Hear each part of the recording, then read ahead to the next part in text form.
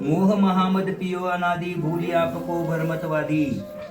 अनादि कालापासून मोहाची मदिरा प्राशन केल्यामुळे हा जीव संसारात परिभ्रमण करत आला आहे। या संसाराची परिभ्रमण चुकवायची असतील तर सम्यक दर्शनाची विशुद्धी महत्वाची आहे। सम्यक दर्शनाची निर्मलता स्वर्ग मोक्ष सुखाची प्राप्ती करून देणारी आहे।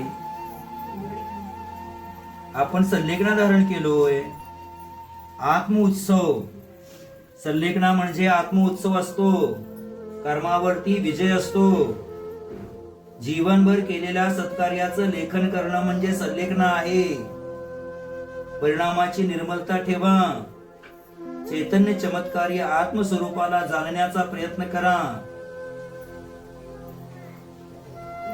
माझं स्वरूप ज्ञान दर्शनमय आहे। ज्ञान दर्शन स्वभावी आत्मा अनंत शक्तिशाली आहे, अनंत सुख स्वरूपी आहे, अनंत ज्ञान स्वरूपी आहे, अनंत दर्शन स्वरूपी आहे। माझ्या निज स्वरूपात मला लीन व्हायचं आहे।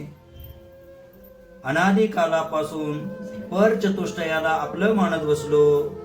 पर चतुष्टयाचा त्याग करून स्व चतुष्टयाची अनुभूती करायची आहे।